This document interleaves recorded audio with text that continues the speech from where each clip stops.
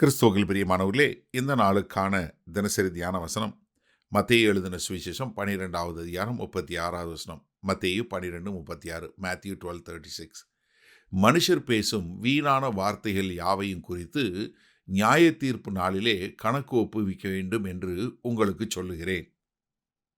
அதாவது நம்ம பேசக்கூடிய வார்த்தைகளுக்கு நம்ம கணக்கு கொடுக்கணுங்கிற ஒரு எண்ணம் உங்களுக்கு தெரியுமா? ஏன்னா இங்கே கர்த்தர் சொல்லும்போது என்ன கொடுக்குறாரு, நீங்கள் சொல்கிற பொல்லாத வார்த்தைகளுக்கெல்லாம் நியாய தீர்ப்பு நாளில் நீங்கள் கணக்கு கொடுக்கணும். யாக்கோபு 3வது அதிகாரத்தில் ரொம்ப அழகாக சொல்கிறாரு, எப்படி ஒரு நாக்கு எவ்வளவு மோசமானது என்று சொல்லக்கூடியதா. யாக்கோபு 3:2 பாருங்கள், நாம் எல்லோரும் அநேக விஷயங்களில் தவறுகிறோம். ஒருவன் சொல் தவறாதவனானால் அவன் பூரண புருஷனும் தன் சரீரம் முழுவதையும் கடிவாளத்தினாலே அடக்கி கொள்ளக்கூடியவனுமாய் இருக்கிறான் அப்படின்னு சொல்லிட்டு அடுத்து என்ன சொல்கிறாரு, குதிரையை பாருங்கங்கிறாரு. அடுத்து கப்பலோட சுக்கானை பாருங்கங்கிறாரு. அதுக்கப்புறம் என்ன, ஒரு எப்படி ஒரு ஃபாரஸ்ட் என்று சொல்லக்கூடிய அது எப்படி பெரிய காட்டையும் கொளுத்தி விடுகிறது அப்படின்னு சொல்லிட்டு 6வது வசனம் சொல்லும்போது, நாவும் நெருப்பு தான், இது அநீதி நிறைந்த உலகம். நம்முடைய அவயவங்களில் நாவானது முழு சரீரத்தையும் கரைப்படுத்தி ஆயுள் சக்கரத்தை கொளுத்து விடுகிறதாயும் நரக அக்கினியினால் கொளுத்தப்படுகிறதாயும் இருக்கிறது. அப்போ என்ன இருக்கிறதுலே பொல்லாத அவயவம்னா நாக்குன்னு சொல்கிறாங்க. எப்படி மிக தெளிவாக நமக்கு சொல்லி கொடுக்கப்பட்ட உங்கள் சரீரத்தில் உள்ள இருக்கிறதுலே மிக பொல்லாதமான அவயம் எதுனா நாக்கு. அப்போ அதனால தான் என்ன சொல்கிறாரு, நீங்கள் பேசுகிற வீணான வார்த்தைகள் யாவையும் குறித்து நியாய தீர்ப்பு நாளில் கணக்கு ஒப்புவிக்கணும். காரணம் என்னென்னா, தேவையில்லாமல் பேசக்கூடிய எல்லா வார்த்தைகளும் அதுக்கு கணக்கு கொடுக்கணும். காரணம் என்ன, நம்மளுடைய வார்த்தைகள் வல்லமை இல்லவைகள். நன்றாக தெரிஞ்சு கொள்ளுங்க. அதாவது இப்போ இயேசு கிறிஸ்து நாமத்தினால நீங்கள் ஜெபிக்கும்போது அந்த வார்த்தை முழுமையாக நிறைவேறும் நம்புறீங்களா? நிச்சயமாக. அதே மாதிரி ஏன் நீங்கள் அடுத்த காரியத்தை நம்ப மாட்டேங்கிறீங்க? நீங்கள் சபிச்சிங்கன்னா அது ஏன் நடக்காதுன்னு நினைக்கிறீங்க? ஏன்னா நீங்கள் நன்றாக தெரிஞ்சு கொள்ளுங்க, நம்ம பேசுகிற வார்த்தை ஆவியும் ஜீவனுமாய் இருக்கிறது. அப்போ நம்முடைய வார்த்தைகள் என்ன பண்ணோம், உருவாக்கக்கூடியது. நாம் கர்த்தருடைய சாயலில் படைக்கப்பட்டோம்.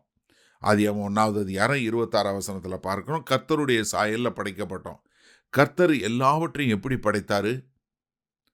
ஆதியிலே ஆண்டவர் என்ன பண்ணார், தேவனாகிய கர்த்தர் பார்த்து எல்லாம் உண்டாகட்டும் என்று வார்த்தையில் பேசினார். எல்லாவற்றையும் தன்னுடைய வார்த்தையினால் உருவாக்கிய தேவன். அதனால் யோவான் 1வது அதிகாரம் என்ன பார்க்கிறோம், ஆதியிலே வார்த்தை இருந்தது, அந்த வார்த்தை தேவனிடத்திலிருந்து, அந்த வார்த்தை தேவனாய் இருந்தது. அந்த ஜீவிக்கிற தேவன் இன்றைக்கு நமக்குள்ளே இருக்கிறாரு. அப்போது நம்ம பேசுகிற வார்த்தை என்ன, பொல்லாத வார்த்தைகள் எந்த வார்த்தைகளாக இருந்தாலும் அதற்கு நாம் கணக்கு கொடுக்க வேண்டும். சரி, இந்த நாளில் இந்த வசனத்தை நம்ம எப்படி எடுத்துக்கொள்வது? ஒரு நாளைக்கு ஆவரேஜாக ஒரு பெண்கள் 30,000 வார்த்தை பேசுகிறாங்க, ஆண்கள் ஒரு 8,000லேருந்து 10,000 வார்த்தை பேசுகிறாங்கன்றது சர்வேல சொல்கிறாங்க. எப்படி பெண்கள் 30,000 வார்த்தை பேசுகிறாங்க, ஆண்கள் 8,000 வார்த்தை பேசுகிறாங்க, 8,000லேருந்து 10,000 வார்த்தை. அப்போ நீங்கள் சிந்தித்து பாருங்கள், எவ்வளோ வார்த்தைகள் நம்ம பேசுகிறோமே, இந்த வார்த்தைகள் எல்லாம் பிரயோஜனமுள்ள வார்த்தைகளாக பேசுகிறோமா?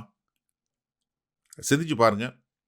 இன்றைக்கு நிறைய குடும்பங்களில் பிரச்சனை என்ன, இந்த தொலைபேசி வந்தது, அதற்கப்புறம் அலைபேசி வந்தது, என்ன செல்ஃபோன் வந்தாலும் வந்துச்சு. இன்றைக்கு அநேக குடும்பங்கள் பிரிந்து போவதற்கும், அநேக தர்க்கங்கள், அநேக பொல்லாத காரியங்கள் நடைபெறுவதற்கும் அது ஒரு பெரிய வாய்ப்பாக போயிருச்சே. சிந்திச்சு பாருங்கள், இன்றைக்கி எவ்வளவு பேர் இன்றைக்கு தேவையே இல்லாமல் பேசக்கூடிய காரியம். நான் அடிக்கொரு ஒரு முறை சொல்வது இதுதான், சபையிலையும் சொல்கிறது இதுதான், பிரசங்கத்திலையும் சொல்கிறது இதுதான். நீங்கள் எப்பயுமே ஒருத்தவங்க வீட்டுக்கு போயிட்டு ஒரு ப்ரேயர் மீட்டிங் போயிட்டு அதை ஜெபம் முடிச்சுட்டு சாப்பிட்டோம் இல்லை இப்போ இது பண்ணிவிட்டு உடனே கிளம்பலைன்னா நீங்கள் என்ன பண்ணுவீங்க? யாரை பற்றியாவது யாராவது ஒருத்தவங்க சொல்லுவாங்க. ஆனால் ஆரம்பம் நல்லா தான் இருக்கும். ஒருத்தருக்காக ஜெபம் பண்ணணும், ஒரு குடும்பத்துக்காக ஜெபம் பண்ணணும், இல்லை ஒரு தனி மனிதனுக்காக ஜெபம் பண்ணணும். ஆனால் முடிவு ரொம்ப மோசமாக போயிடும். நான் நிறைய முறை பார்த்துருக்கேன். நிறைய பேர் பண்ணுற பாவம் என்ன தெரியுமா? வாயில் அவங்க சொல்லக்கூடிய வார்த்தைகள். எனக்கு அருமையான சகோதரனே, சகோதரியே, தேவையே இல்லாத காரியம், உங்களால் நல்ல காரியம் பேச முடியலையா, வாயை மூடிக்கோங்க.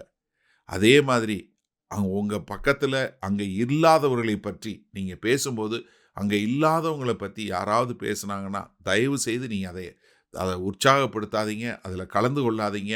நீங்கள் சொல்லிடுங்க, நான் இல்லாதவங்களை பற்றி நான் பேச மாட்டேன் அப்படிங்கிறத மிக தெளிவாக சொல்லி உங்களை பாதுகாத்து கொள்வீங்களா? ஏன்னா நீங்களும் கணக்கு கொடுக்கணும். சரியா? வல்ல பிதாவே, இந்த அருமையான நல்ல நாளுக்காய் நன்றி.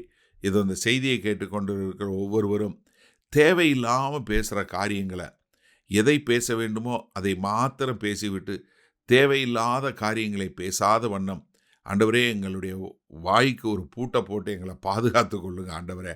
எங்களை நாங்கள் ஒப்புக் கொடுக்கிறோம் இயேசு கிறிஸ்துவின் மூலம் பிதாவே, ஆமேன். கர்த்தர் உங்களை ஆசீர்வதிப்பாராக. நாம் இன்று மாலை மண்ணால் சந்திப்போம்.